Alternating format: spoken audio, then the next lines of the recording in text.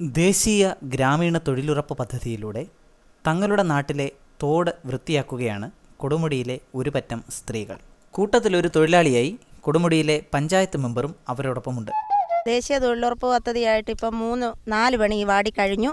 5ാമത്തെ work 71,000 something പൈസയുടെ ഒരു 520 ആളിൻ്റെ പണിയാണ് ഇപ്പം നടക്കുന്നത്.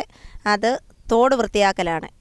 തോട് വൃത്തിയാക്കൽ എന്ന് പറഞ്ഞാൽ ഇന്ന് വരെ വൃത്തിയായിട്ടില്ലാത്ത ഈ തോട് കരയായി പല ആൾക്കാരുടെയും കയ്യിൽ നിൽക്കുന്ന തോട് ഞങ്ങൾ വെട്ടി തോടാക്കി തന്നെ സംരക്ഷിച്ച് വിടുന്ന ഒരു പണിയാണ് ഇപ്പം നടന്നുകൊണ്ടിരിക്കുന്നത്.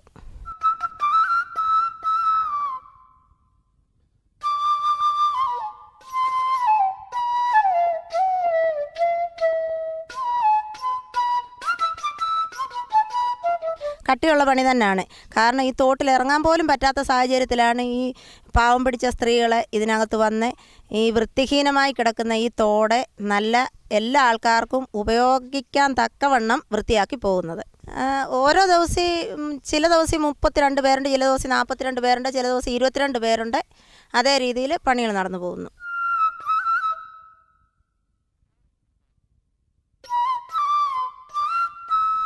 മാന്യമായൊരു വാക്കോ പ്രോത്സാഹനജനകമായ എന്തെങ്കിലും ഒരു നടപടിയോ ആരുടെ ഭാഗത്തു നിന്നും ഉണ്ടാവുന്നില്ല എന്നതാണ് അവരെ ഏറെ വേദനിപ്പിക്കുന്നത്.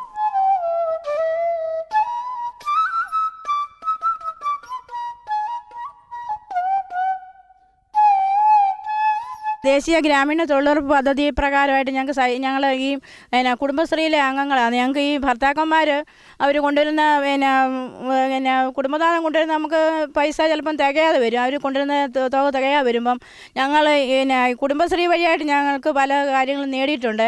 എന്നിരുന്നാലും ഞങ്ങളുടെ സ്വന്തം ആവശ്യത്തിന് വേണ്ടി ഞങ്ങൾക്ക് ഇറങ്ങുന്നതിന് വേണ്ടി ഞങ്ങൾ ധൈര്യപൂർവ്വം ഇറങ്ങി. മിക്കവാറും പേരൊക്കെ ബുക്കുകളൊക്കെ അവരുടെ വീടുകളിൽ വെച്ചുകൊണ്ട് ഞങ്ങളെപ്പോലെ ഇറങ്ങാൻ മടി കാണിക്കുന്ന ആൾക്കാരുണ്ട്. അതുപോലെ സൈറ്റിൽ വെച്ച് ഞങ്ങൾക്ക് ഒരുപാട് ബുദ്ധിമുട്ടുകൾ ഞാൻ ഒരുപാട് അനുഭവിച്ചിട്ടുണ്ട്. എൻ്റെ കൂടെ ജോലി ചെയ്യുന്ന പണി ചെയ്യുന്ന എല്ലാവരും അനുഭവിച്ചിട്ടുണ്ട്.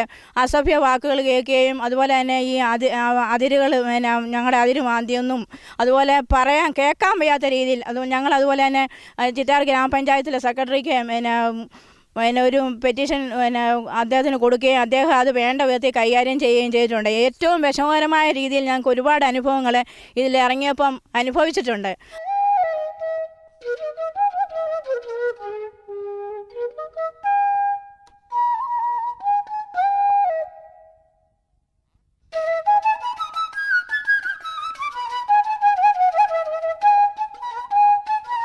തൊഴിലുറപ്പിൻ്റെ പണി ഞങ്ങളുടെ ഈ കൊടുമുടി തോടിൻ്റെ വാട്ടർ സപ്ലൈ കുളത്തിൻ്റെ ഉടമകളാണ് ഞങ്ങളിങ്ങോട്ട് പണി തുടങ്ങിയപ്പോഴേ അവിടെ ഞങ്ങൾ ഈ തോട്ടിലിറങ്ങി പണിതാൽ ഞങ്ങൾ കൈ എത്തുന്ന പരമാവധി ഞങ്ങൾ വാരി ഇരു സൈഡിലോട്ടേ വെക്കാൻ പറ്റത്തുള്ളൂ. ഞങ്ങളിത് വീട്ടിൽ കൊണ്ടുപോകാൻ പറ്റത്തില്ല. പക്ഷേ ഞങ്ങൾ അവിടെ തുടങ്ങിയ വീടിൻ്റെ വഴിക്കൽ വീട്ടിലെ ഒരു മരുമോനൊരു പോലീസുകാരനാണ്.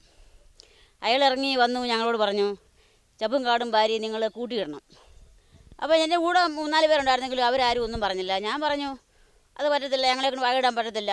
ഞങ്ങൾ ഒത്തിരി കഷ്ടപ്പെട്ടാൽ നാറി പന്ന തുണിയും ചപ്പും ചവറും എല്ലാം വാരി നാറ്റം കൊണ്ട് നിൽക്കാൻ വയ്യ. മുട്ടുനീര് വെള്ളത്തിൽ ഞങ്ങൾ ഇറങ്ങി വാരുന്നത്. അത് വാരി കരയ്ക്ക് വെക്കാനേ ഞങ്ങൾക്ക് പറ്റുള്ളൂ. അതായത് കൂട്ടിയിടാനോ നിങ്ങൾ കണ്ടുകൊണ്ട് നിൽക്കുന്നത് നിങ്ങൾ പറഞ്ഞോണ്ട് ചെയ്യാൻ പറ്റത്തില്ല എന്ന് ഞങ്ങൾ പറഞ്ഞു. അപ്പോൾ അയാൾ എന്നോട് പറഞ്ഞു, നീ ഇവിടെ പണിയണ്ട, നീ കയറി പോകാൻ പറഞ്ഞു. ഞാൻ പറഞ്ഞു എൻ്റെ സൗകര്യം പോലെ ഞാൻ ചെയ്യുന്നത്, നിങ്ങൾ പറയുന്ന പോലെ ചെയ്യാനല്ല ഞാൻ വന്നേക്കുന്നത്. ഇവിടെ പണിയിക്കാൻ വാർഡ് മെമ്പറുണ്ടോ മേറ്റുണ്ടോ, അവർ പറയുന്നവരെന്താ ഞാൻ ചെയ്യത്തുള്ളൂ. അങ്ങനെ ഞങ്ങൾ നമ്മളുടെ ഇച്ചിരി പാക്കറ്റൊക്കെ ഉണ്ടായി. അയാൾ പിന്നെ കയറി പോവുകയും ചെയ്തു.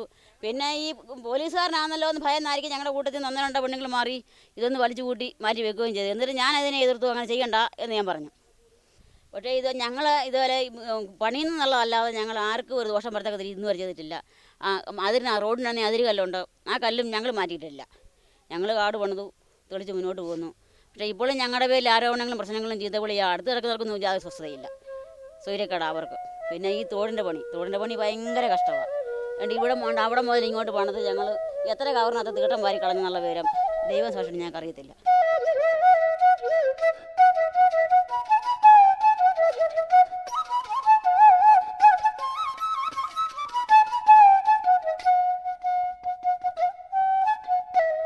തുടങ്ങുന്ന അന്ന് തൊട്ട് രാവിലെ 8 മണി തൊട്ട് വൈകിട്ട് 5 മണി വരെ ഞങ്ങളുടെ മെമ്പറും ഞങ്ങളുടെ മേറ്റും ഞങ്ങളുടെ കൂട്ടത്തിൽ നിന്ന് ഞങ്ങൾ ചെയ്യുന്ന പോലെ തന്നെ ജോലി ചെയ്ത് ഞങ്ങളെ കൊണ്ടുവന്ന് ഞങ്ങൾക്ക് വെള്ളം വേണം, ആഹാരം, ഇതെല്ലാം പോയി ഞങ്ങളുടെ മെമ്പറും മേറ്റും പോയി കൊണ്ടുവരുന്നുണ്ട്. പിന്നെ ഞങ്ങൾക്ക് അവരിൽ നിന്നും യാതൊരു ബുദ്ധിമുട്ടും ഇന്നുവരെ സംഭവിച്ചിട്ടില്ല. ഇനി അങ്ങോട്ട് സംഭവിക്കത്തില്ലെന്നാണ് ഞങ്ങളുടെ വിശ്വാസം. പിന്നെ ഈ നാട്ടുകാർ ഓരോന്നും പറഞ്ഞ് ഞങ്ങളതൊന്നും ഭാഗം വെക്കാതെ പിന്നെ ഇങ്ങനെ അവർക്ക് ഒരു ബുദ്ധിമുട്ടുണ്ടാകാതെ ഇങ്ങനെ പണിയൊക്കെ ചെയ്തുകൊണ്ട് പോകുന്നു. ഇന്നുവരെ ഞങ്ങളിരിക്കുമ്പം മെമ്പർ ഞങ്ങളോട് ഇരുന്നെങ്കിലേ ഉള്ളൂ, എന്നാലും ഇരിക്കത്തില്ല. ഞങ്ങളും അങ്ങ് ഇരിക്കുമ്പോഴും മെമ്പർ പണിയുവാം, മെമ്പറും മേറ്റും കൂടെ. പിന്നെ ഞങ്ങൾക്ക് വെള്ളമായാലും എല്ലാം കൊണ്ട് തരുന്നത് മെമ്പറൊക്കെയാണ്.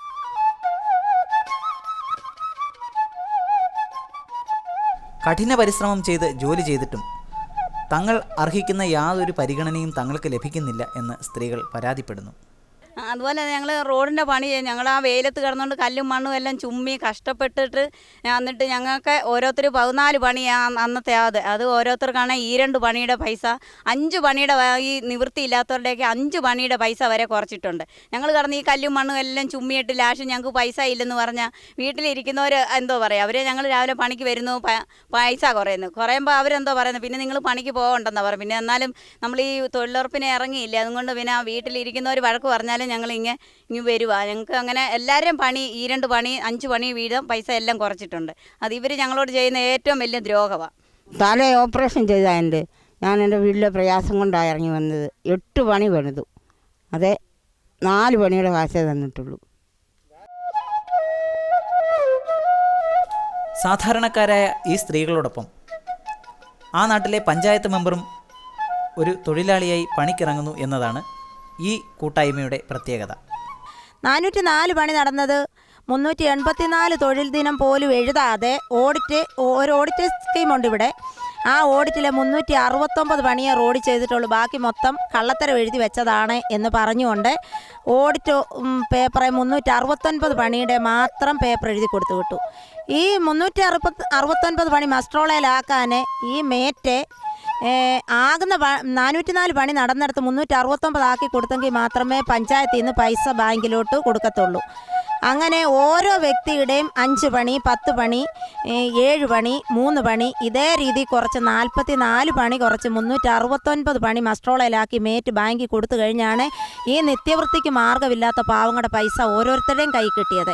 അതൊരു വളരെ പരിതാപകരമായ ഒരു കാര്യമാണ്. കാരണം അത്താഴത്തിന് മാർഗ്ഗം ഉണ്ടെങ്കിൽ ഈ റോഡിൽ വന്ന് കിടന്ന് ഇതേ രീതിയിൽ ഈ പാവങ്ങൾ കഷ്ടപ്പെടത്തില്ല. അങ്ങനെയുള്ളവരുടെ പണി കുറച്ച് ഒരു സംഭവം ഇവിടെ ഉണ്ടായി. അത് ലാസ്റ്റ് വാർഡ് മെമ്പറെ വന്ന് ഓരോരുത്തർ ചീത്ത വിളിക്കുമ്പോഴാണ് ഞാൻ ഈ വിവരം അറിയുന്നത്, ഇങ്ങനെ സംഭവിച്ചു എന്നുള്ള വിവരം പോലും ഞാൻ അറിയുന്നത്. എൻ്റെ തന്തയ്ക്കും തള്ളയ്ക്കും തരവഴിക്കും ആകെ പറയേണ്ട ഒരു സാഹചര്യം ഇവിടെ ഉണ്ടായി. അങ്ങനെ ഒരു അനുഭവം എനിക്ക് ഈ 4 പണി നടന്നതിൽ ഒരു പണിയിൽ നിന്നുണ്ടായി. ഇനി ആ പണി ഉണ്ടാകരുതെന്ന് പറഞ്ഞുകൊണ്ട് രണ്ടാമത്തെ പണി 350 തച്ച് 349 തച്ചായപ്പോൾ പണി ഞാൻ നിർത്തി. പാവങ്ങളുടെ പൈസ കൊടുക്കാനുള്ള സംവിധാനം മൊത്തം പഞ്ചായത്തിൻ്റെ ഭാഗത്തു നിന്ന് പൈസ കൊടുക്കാനുള്ള എല്ലാ സംവിധാനങ്ങളും ഉണ്ടായി. അവിടെ നമ്മൾ മസ്ട്രോൾ കൃത്യമായിട്ട് കൊടുത്താൽ യാതൊരു വീഴ്ചയുമില്ലാതെ പഞ്ചായത്തിൻ്റെ ഭാഗത്തുനിന്ന് പൈസ ഓരോ വ്യക്തികൾക്കും കൊടുക്കുന്നുണ്ട്. അധികാര സ്ഥാനത്തെത്തിയാൽ സ്വന്തം കീശ മാത്രം ലക്ഷ്യമാക്കി പ്രവർത്തിക്കുന്ന ഇന്നത്തെ നേതാക്കൾക്കുള്ള ഒരു മറുപടിയും മാതൃകയുമായിരിക്കട്ടെ ഈ പഞ്ചായത്ത് മെമ്പർ.